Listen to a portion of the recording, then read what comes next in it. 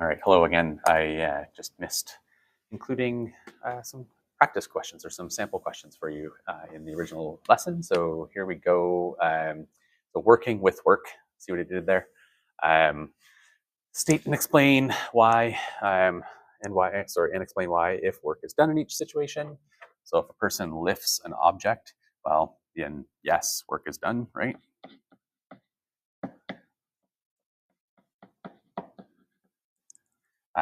There would have been an applied force in the direction of the lift, right? So there would have been an applied force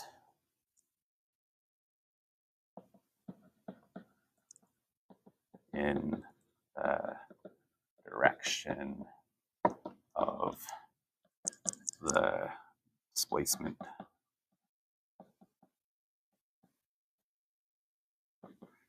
Lifted, something like that. Let's move this up here and picture the idea that we'd have an object, we'd have an applied force, and we'd have displacement, whatever the displacement was, upwards, right? Delta D, or sometimes we might say delta H for height.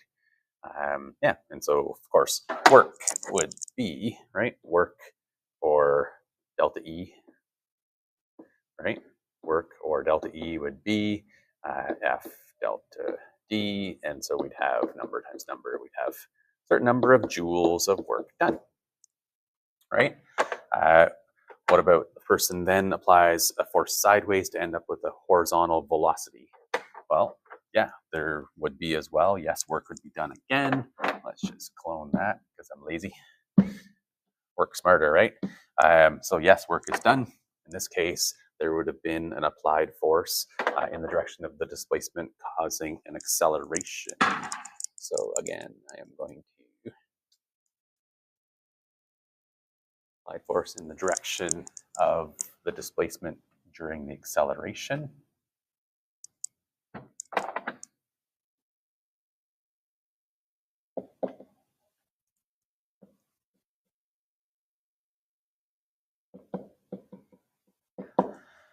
And so we could picture that we'd have the object, right? And there would have been this additional applied force. We'd still have that original applied force. So call this FA1, if you will.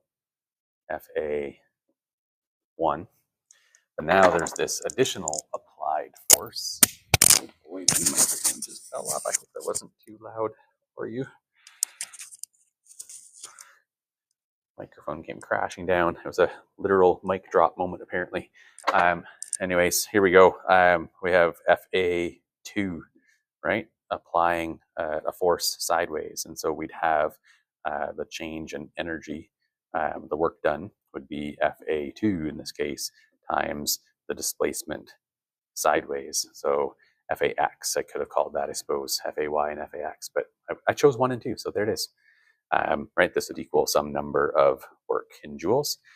Notice that this one here ended up as what we would call gravitational potential energy. So let's put a little label on this, make it stand out. So this would be the additional gravitational potential energy. So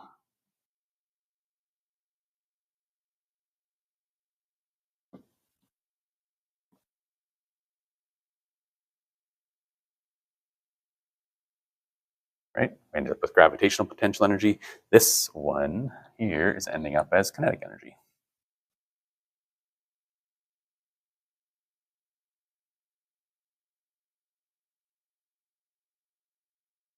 And what about now? The person then continues to walk with a constant velocity over a long or for a long distance. Well, there's more details here needed, I suppose, but the answer would be no. Essentially, no work is not done. Let's say, otherwise I have a double negative here. Work is no work is done. Let's just say. I feel like if I said no work is not done, it's almost like a double negative. It's like, what does that mean exactly? Anyways, no work. Oh, darn it. My grammar is off here. So I'll just say no work is done. Whew, I got it figured out. No work is done. Okay. Why? Well, because there is no force needed for that constant velocity, right? So what I'm really wanting to get at is that while we have this FA1 going on to lift the thing, it's moving sideways, right? So we get this delta dx sideways. And so what I want to focus on there is just the idea that we don't have the force FA1's not in the direction of the motion, right? So we have delta E equals F delta D, right? And we have FA1 is not in the same direction as delta D.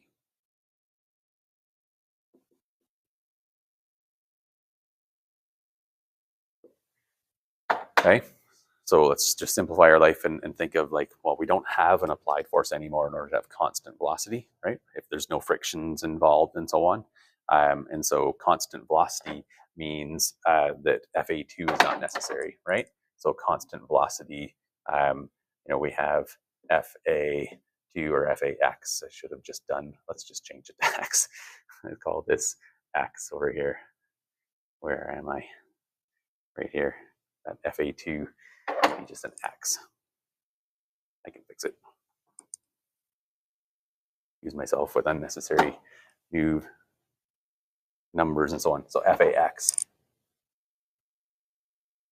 I don't think I need to change the Y for now, but anyways, FAX just equals 0, right? No net force. F net equals 0. So there's no applied force sideways. So anyways, yeah. So you might think, okay, I'm still lifting the thing though, but that's not in the direction you're going. And so you're not accomplishing any work, not adding any energy to the system.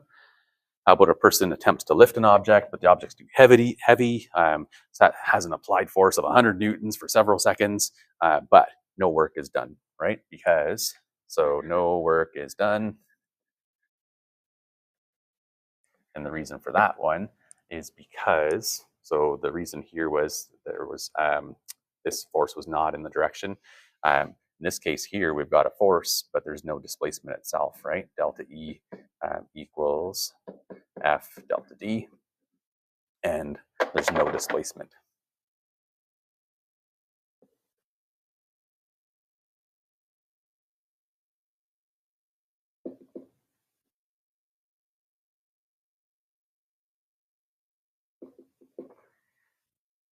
So that is the first concept to be good with. And we have just some simple ones here. We've just determined the work done. So work done, we're talking about delta E, of course, right? So delta E equals F delta D. And so we've got a 10 Newton applied force applied over a 2-meter displacement, it'd be 20 joules of work done, right? And it probably should stick with my usual given and whatnot, but let's just do it this way. We can tell this is obviously F and this is delta D, and we're asking for work done, delta E, and so there's your given information listed in the question as it went. So that's how easy that can be. Determine the resulting work done if the box did not have any friction, so it accelerated over, describe the resulting form of the work done. And so if it accelerated over the distance here, the delta E is going to kinetic energy.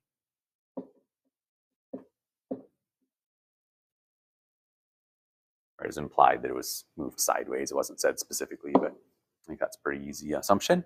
And what if it was slid against friction this time, and as a result had a constant velocity? Okay, so in this case here, it's accelerating, so it's speeding up, giving it kinetic energy. In this case here, what does the delta E go to? Well, the delta E would have just gone to friction, right? Which means it's gone to heat. So heat, which is the flow of thermal energy, right? So went to thermal energy. Really, it's an increase in entropy. which you don't have to say. But since we watched the video, that's what it would be. What do we have now? We got the classic 3-variable equation, solving for different ones, right? So let's be a little more formal here. This one, we're given the work done. So delta E is the work done, 200 joules. We have an applied force of 25 newtons. That's supposed to be a 5. And we're asking for the displacement.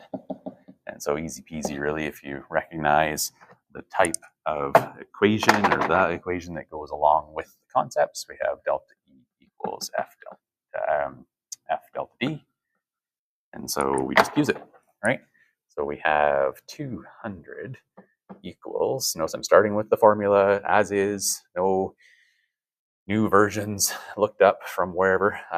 Just communicate well. Okay, use our equations, start with them, work with them. So I'm just going to put numbers in. You can solve, but you should start with that one. If you wanted to solve for delta D, then show the idea of dividing F out on both sides. Don't start with just F equals delta E over delta D. That's just a new equation. You have enough equations to try and keep track of, right? So 25 goes in, get your delta D, and divide out the 25. It goes into 104 times, so it must be 8, right? So delta D would be 8 meters. And so then, or if you wanted to, you could start with the delta D, or delta E, sorry, F delta D. If you want to solve for delta D first, divide out your F, and end up with delta D equals the delta E, the work done, over the F, over the force. So then you'd have delta D equals the 200 over the 25. But these are the two acceptable ways to have this shown properly. Okay, I don't want you starting with different versions of equations. This is a minor case, but yeah, you don't want to complicate things and make it look like you're not following or doing the kind of work that we've talked about. Same idea here. What are we given? We have a displacement of. Should point out too, my reasoning for that is I want to make sure you understand how to do this. I don't want this to be a Google course, right? So here we go. So we were given a displacement of 5 meters and work done. So delta E is 40 joules, and we're asking for the applied force this time. What was the force? So just given the other two variables and solve for the third, right? So same deal. You look at that and say, oh, we have an equation to do with this. Work done. Notice work done and delta E are interchangeable, right? I just delta E for the equation typically. The concept word is work done. And so we have our 40 equals our 5 plugged in, divide out the 5 on both sides, and you get your 8, right? So we've got an 8 again here just by coincidence here, but anyways, 8 newtons. Obviously, in each case, you could have therefore statements communicating things nicely on assessments for top marks possible, and so on. Right? Right. Yeah. So that's that. I think that's good. Oh, the other thing I should show here is later on, if we had a mass, let's say like if we had mass equals, 2 kilograms, then we could say, oh, well, like F equals ma, right? If it's a no friction situation, we've got this applied force of 8 newtons, we'd have our 2 kilograms, we'd be able to calculate the acceleration to be 4 meters per second squared. And then with our uniform acceleration work, we'd be able to get like a final velocity, right? Assuming V2 was 0 and so on. And so there's going to be a kinetic energy associated with that we'll be able to do. So we will do this later once we've covered that kinetic energy concept, and we'll be able to say, oh, okay, so kinetic energy equals, a certain number of joules. Well, guess what? That number of joules is going to match the number of joules that we had. Why is that not writing? There we go. That we had at the start. you're going to see those will actually match. And so we'll actually come full circle eventually and say, oh, hey, just like that, we're going to have an equation that's going to give us kinetic energy based on mass and velocity soon. But we just haven't done it yet. So we'll get to that when we get to it. And then finally here, the idea of area under this thing, right? Area equals work done. And so we would have, obviously, like before with our VT graph method, it relates well to that. That's why I wanted to show it.